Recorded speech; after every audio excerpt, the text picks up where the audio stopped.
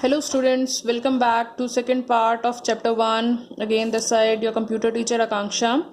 Yes, in the chapter 1 previously in part 1 we have studied operating system and its functions towards the computer, and today we will study two major topics. First is types of operating system and another is user interface and its types also. So let's just start with the first topic, types of operating system, and I have listed some of here. Some types are like single user operating system, multi-user operating system, multi-processor operating system, multitasking operating system, so many multis are there, multi-threading operating system, real-time operating system, in short we can say RTOS, and distributed operating system. So many operating systems are there, so one by one we have to study them. Firstly, we will start with which one? Single user operating system. So what is single user? As a name is there, single user, only a single user can use this operating system. Fine. For example, for this operating system we can take as Windows 95, or in MS-DOS also we can take. In MS-DOS one black screen is there and only one user can use it with the help of some command. So that is single user operating system. Now next is multi-user. In single user only one user can use, and in multi-user of course more than one user can use. Means more than one user can use the same computer at the same time, or in technical language we can say that this operating system allows to create several user accounts.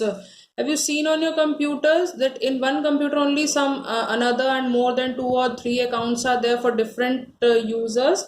So again I'm repeating, in technical language also we can say that in this operating system allows to create several user accounts on a single machines. Like we can take the example of Windows 7, Windows 8, Windows 8.1, the all systems which we are using nowadays in our labs also, in our homes also, in your laptops also, they all are multi-user operating system. Now third is multi-processor operating system. Single user means we are talking about users. Multi-users means again we are talking about users, means one or more users or single users. Now third is multiprocessor. Now we are not talking about user. Processor means a CPU. The processing multi-use processor is means a computer system will have more than one processor in it, and the processor is the internal device which is responsible for running the several applications. Yes, with the help of CPU only the several applications are running. So if a system is having several processors, means the performance of the system will be higher to run and work on multiple application at the same time. So this is multi-processor operating system. Fine. Now multitasking. What is the task? Any instruction or command you will give to the computer, that is the task for the computer, and mainly the task for the computer is the applications that are running on it. Fine. So multiprocessor means more than one CPU is there, more than one processor, microprocessors are there. Single user means only one user can use. Multi-user means more than one user can use, more than one CPU is there. Multitasking means more than one application, again I'm repeating, more than one application can be executed simultaneously in multitasking operating system. Okay. Sorry. Okay, I will repeat. In this operating system, using only one CPU means in processor more than one CPU is there, but in multitasking, using only one CPU, one processor, system is capable of doing multiple tasks because CPU switches. CPU switches means if you are working on 3 or 4 applications, CPU will switch from one program to another so quickly that the user will feel that the appearance of executing the program at the same time only. Fine. Now multi-threading. Main thing is what is thread now. User we know, processor is the CPU we know, tasking we know, the task is applications. Now what is the thread? Yes, thread. Some instruction and command we give to the computer for work, and the collection of that instructions are programs, and the collection of programs the software. So some small programs or some small instructions that we have given to the computer are the threads for a particular application. So that is the thread. In so we can say in this operating system, different parts of a software means different programs for the software can run all together. Fine. Different parts of the software means like a program is a collection. Again, I'm repeating the same thing. Just listen. Different parts of the software means like a software is a collection of programs. We all know. So software is having several programs in it, and these small programs or instructions that as a user we give to the computer are threads in the computer. That's why a multi-threaded operating system have different threads of a software and can run all these threads simultaneously all together. That is multi-threading operating system. Now next, sixth one is what? Real time. Real time, as the name real time means in real life scenario, practical scenario and problems operating system is being used. So how this operating system will work? These operating systems are basically used in where? Satellites, robots, weapons, weather forecast system and all. They are specially used for rigid time bounding. Means the time is rigid there, means we can say even a microsecond of delay will cause the system to fail. So this is the real time operating system, and they themselves are be classified into two types. First is hard real time system, I will write in shortcut, and another is soft real time operating system. Fine. And last one is distributed operating system. So what is distributed operating system? In this computers, I can explain in a better way, like yes, in this operating system now, computers are located in different geographical area, and they are connected with each other with the help of internet or network, any other network. They seems like a single system, but they are not the single system. So many of computers are working all together, and they seems only like a single system. Like we can take the examples of banks. In banks also computers are there and some system is there, and each and every bank have different system, but at the end all the banks are interconnected with each other in terms of software. Fine. So these are the types of operating system. So first topic of part 2 we have finished. Now we will proceed to another topic, that is user interface. Fine. First we will read the definition. User interface means how a user can communicate with hardware and software. Example is operating system. So let me explain. Before user interface, what is an interface? So interface is a point, we can say, where two or more objects or two or more people that can communicate to each other.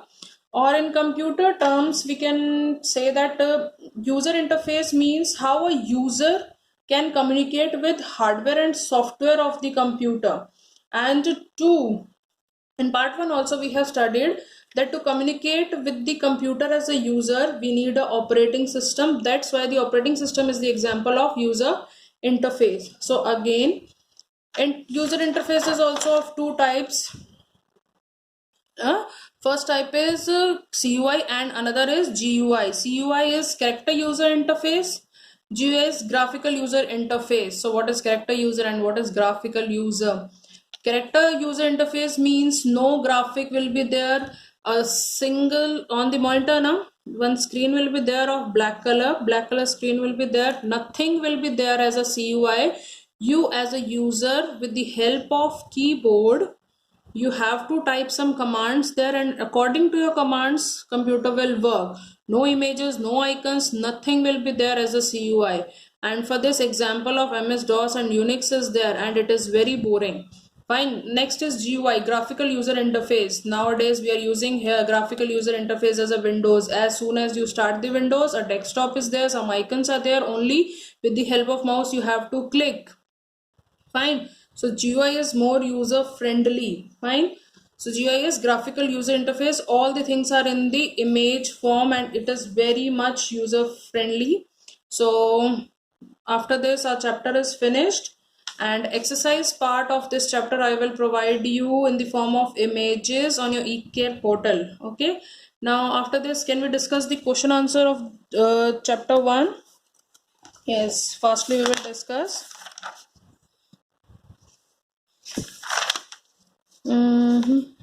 Yes. So we are having 6 questions and 6th question is also having 4 parts. Let's start with the question number 1. define hardware and software. First question is define hardware and software, and for the answer, let me adjust the camera so that you can have a better view. Okay, yes, first is define hardware and software, and the answer is on page number 6. I have indicated here also page number 6, so we will go on page number 6. What is hardware and software? So we will write the definition of hardware and software on page number 6, second paragraph, first line, last part. Hardware refers to the physical parts of the computer that you can see and touch. Hardware consists of devices such as monitor, keyboard, mouse, printer, and other components, including the CPU box and everything inside it. This is the definition of what hardware. Now they have asked of software also. So software, listen carefully. You have to write only that lines which I have underlined. You have to write these lines which I have underlined. Okay, nothing else. So of hardware definitions we have done. Now come to the software. Software refers to the instruction or programs that tell the hardware what to do. Till do you will write, then afterwards skip one line, and again in the software you will write software enhances the capacity of the hardware and directs the computer to perform specific type of activities. This is the answer number 1. Fine. Now what is the question number 2? Write what a system software, into how many categories can it be classified? So system software they are asking. Again page number 6 I have indicated here. Yes, listen. Page number 6, last topic is system software. Okay, so system software is a collection of one or more programs that controls and manages the overall operation and performance of a computer system. It acts as an interface between the user and the computer and also provides a platform for, further it is on page number 7, for running an application software. Fine, till software you will write. Then in question only they have asked into how many categories can it be classified. So we have to tell the categories also. For categories we will start here. A system software can be classified into following categories: operating system, language processor, device drivers, and utility software. This is answer number 2. Again I am saying only write that lines only which I have underlined, nothing else. Yes, question number 3 is, questions are on page number 14 and 15. So question number 3 is explain why we need an operating system. So for the need we will go on page number 7. On page number 7 a topic is there, what is an operating system? Skip the first paragraph.